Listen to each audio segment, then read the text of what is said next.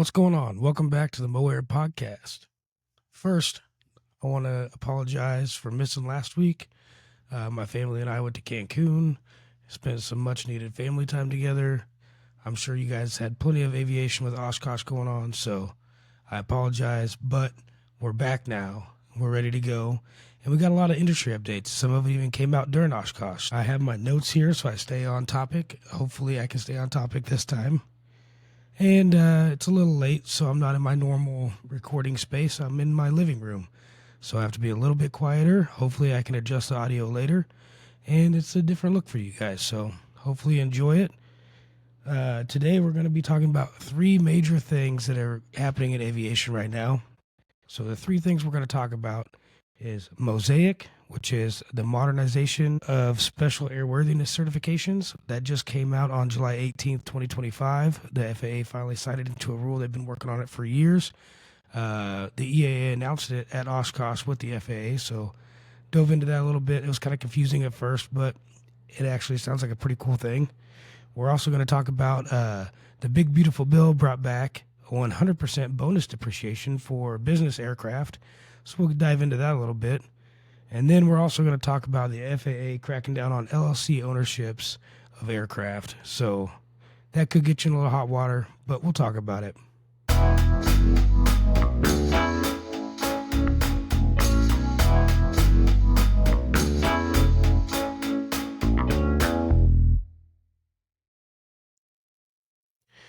All right, so first thing I want to say is I'm not a CPA, I'm not an attorney. None of this advice that I'm talking about today is legal advice or financial advice. So if any of this pertains to you or you think it pertains to you and you want to get more clarification on it, consult an attorney or consult your CPA because they're going to know more about it than I do as far as the legal side of it on the finances or taxes or the actual legal side of it on what the FAA rules are. Like I said, don't take any of my advice as legal or financial advice. Let's start off with the not so fun topic. Creating an LLC for the sole purpose of registering, maintaining, and operating an aircraft could be putting you in more risk than it's saving you. So I researched this because I eventually want to buy an aircraft and use it through my LLC as a tool.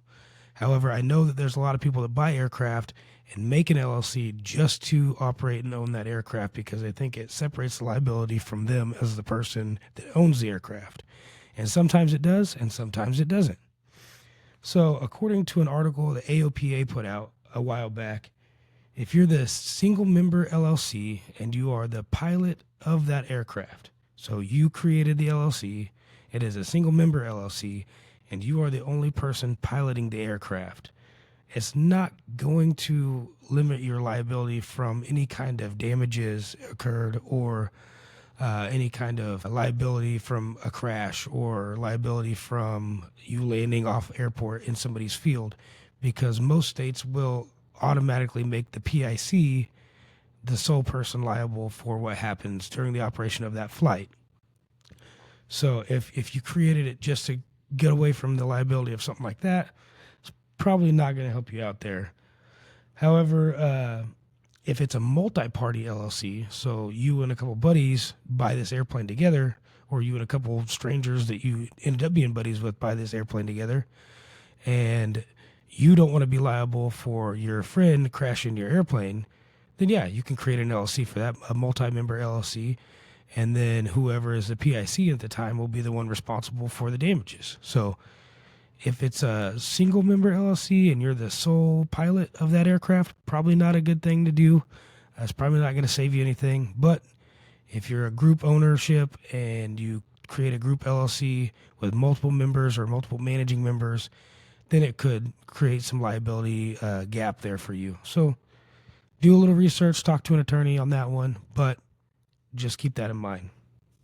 An article by Dave Wheel, who is the CEO and founder of the Flight Department Solutions, states that not only does a single member LLC with the sole purpose of owning an aircraft not shield the owner acting as PIC, but it could also lead to tax implications for a federal excise tax. The IRS can consider the funds added to the LLC by the owner compensation paid for transportation. And if they do that, then those payments are subject to a federal excise tax, which is 7.5%. So if you're not aware of that, the IRS could come after you for saying, okay, Joe Blow is basically paying Joe Blow LLC for transportation in this aircraft, right? And then if they do that, any kind of money that you put into the LLC for that aircraft, using it as transportation, could be subject to a federal excise tax of 7.5%. So just keep that in mind. Talk to your CPA. Make sure that you're not falling under that veil for the federal excise tax on that. Now for the two most glaring things that I found during my research that could get you in trouble by creating a single member LLC for the sole purpose of owning and operating an aircraft. Those two things are FAA regulation compliance and insurance compliance. Now, the FAA can see a single member LLC that the sole purpose is owning and operating an aircraft as a sham dry lease or an illegal charter operation. Now, the whole point of having an LLC is to separate the private citizen from the liability by creating a separate entity. So the whole purpose of creating that LLC was to get the liability off of you or create the business to have the tax credits or whatever you did it for. But it in turn creates a separate entity. So it's not you, it's a separate person. So the FAA can see that as you are flying not your aircraft, but you are flying the LLC's aircraft. And some cases that can be seen as an illegal charter operation needing a 119 or 135 certificate. And sometimes it can be seen as a sham dry lease. So there are ways to get around that. You can sign over a dry lease from the LLC to you so you can operate that. However, there might be some implications there of needing the aircraft certified under a different category there. But that's what a lot of people do, is they'll basically sign it over as a dry lease to themselves. So if the FAA sees it as you're flying the LLC's aircraft and not your aircraft, and you're not paying for all of this stuff for your pro-rata share of that flight, obviously then they're going to see you as getting compensated. And if you're a private pilot and you're getting compensated by building flight time with not paying for it, they're also going to come after you for that. And then for the insurance implications, if for any reason something happens and the FAA comes in and deems that you are operating that aircraft illegally, or it's an illegal charter or a sham dry lease or whatever you want to call it, if they deem that you are illegally operating the aircraft of the LLC as a private citizen or a private pilot, then your insurance is not going to cover that. And this has happened multiple times for people where the insurance will drop their coverage or just not cover them because they're using it under an LLC, flying it for the sole purpose of just enjoyment or entertainment. So if it's under an LLC, it's got to be used for business use, right? Or you have to do a dry lease to yourself so you can use it for 91 stuff. So if you register it under an LLC, make sure you're up front with your insurance company as to what the use of the aircraft's going to be, just to make sure you're covered. There are times that putting your aircraft under your LLC makes sense. And the obvious one is if it's a group-owned aircraft and you want everybody in the group to be part of the LLC, so that way when somebody else is flying it, you're not liable for it. The second one is if you are running a business and you're using the aircraft as a tool for that business that is doing some other legal business thing that isn't just for owning and operating that aircraft, then you're good there as well. So if you own a construction company, but you have sites in different states or different areas of the state, and you want to put your aircraft under that LLC and use it to go from job site to job site, you're good. However, you just use it to fly around, they're probably going to look at that kind of weird. So make sure you detail your logs or keep like a business account open that shows, okay, this is what we use the aircraft for. Or the third way is to own the aircraft with the LLC and submit a dry lease to yourself and saying that you're going to use it for Part 91, and then you can go about it that way. So bottom line is, if you're thinking about buying an aircraft, using your LLC to register it, or using your LLC to buy it, I would suggest consulting an aviation attorney first, talking to your CPA, and making sure that your insurance knows what you're doing to say that you're covered through all three of those avenues before you do it, because you don't want to get caught up and lose your license or pay a bunch of fines and fees if something were to go wrong. Once again, I am not a CPA, and you should talk to your CPA before buying an aircraft whenever it comes to this topic, which is the 100% bonus depreciation brought back by the big, beautiful bill.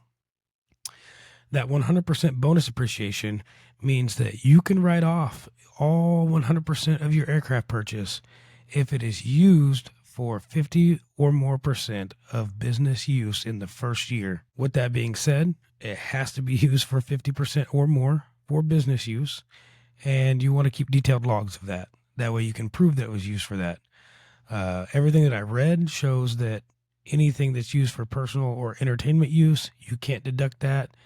However, it's got to be 50% or more, and then you should be able to deduct all of it.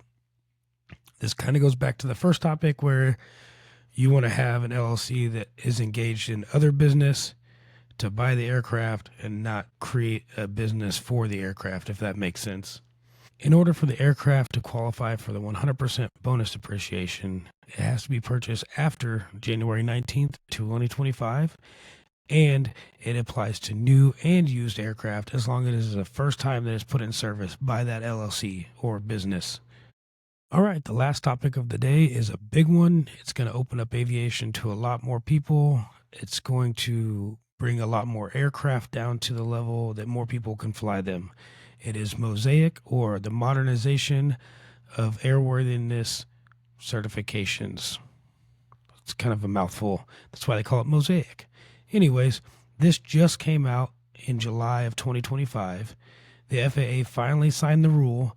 It's under some underwriting part right now, but it should go into effect. The government works slow, so I don't know when it's going to go into effect, but it should go into effect soon. I would say probably close to the end of the year. But I'm going to read off this because this one was kind of confusing to me.